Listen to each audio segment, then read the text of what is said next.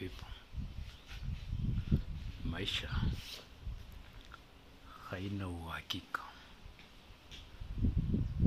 Usikubali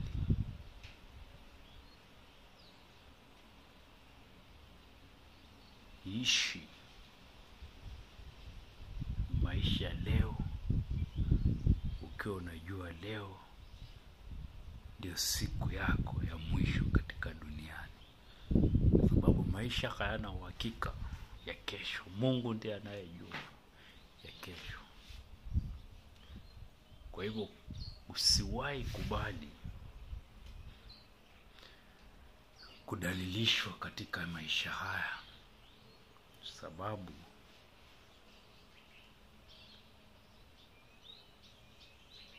muda ambao uko hai unakiona kile unachoona, macho yako yamefunguka, ujue hiyo ndio maisha ambayo wewe unaishi.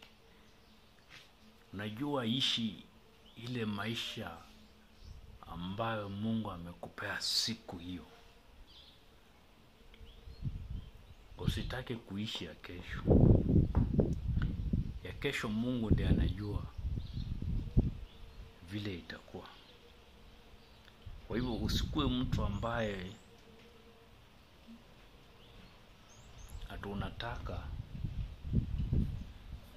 kuishi maisha ya kesho. Hapana.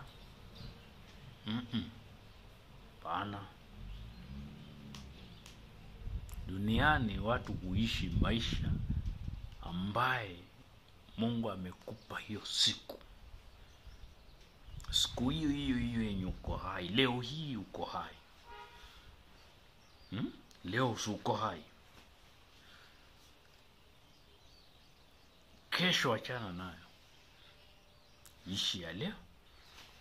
Fanya vitu zako leo. Zile utafanya leo ndizo Mungu amekueleza kufanya leo. Ukifika kesho, Mungu akikuwezesha, fanya ya kesho.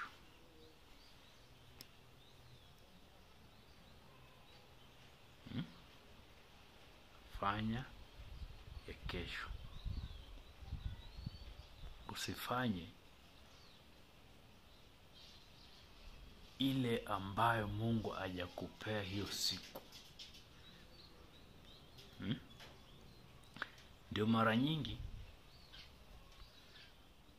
unapata mtu amepanga mambo mengi ya kuanzia leo mpaka mtu amepanga mwaka mzima sijui nini. Mwaka unaisha hata 1% hajatimiza. Sababu gani? Wewe umepanga ya kesho, lakini wewe haujapanga vile ya kesho yatatekelezwa.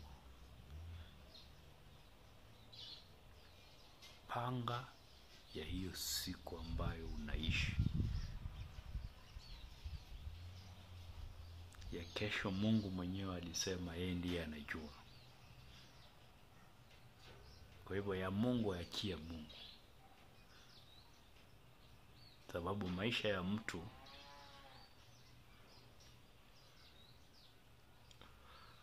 ni Mungu anayojua, anayoipanga. Kwa hivyo wewe huwezi jipangia maisha.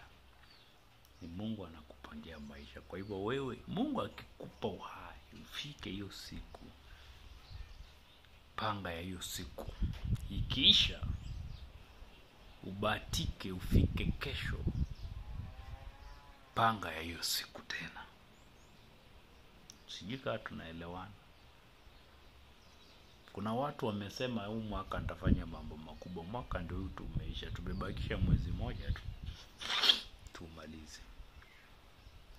Hujatimiza hata 1% tu kwa 10%. Kwa hivyo acha kupanga mambo ya mwaka mzima. Panga ya leo. Panga mambo ya siku moja. Ya kesho ikikupata, panga ya hiyo siku. Ya jana itakuwa yameisha pia. Sababu pia ya jana hauwezi yapanga. Unapanga ya siku hiyo ya leo. Najua mimi mnanishangaza, mnapanga mambo yenye iko mbele yenu mingi. mingi yenye hata hujui kama utaifanya. Hujui, unapanga vitu za vitu mingi sana zenye hata hutaweza kufanya hizo vitu. Fanya zile vitu utawezana nazo. Fanya zile vitu utawezana nazo. Mungu akikuwezesha kufika leo, fanya mambo ya leo na mambo yaishe.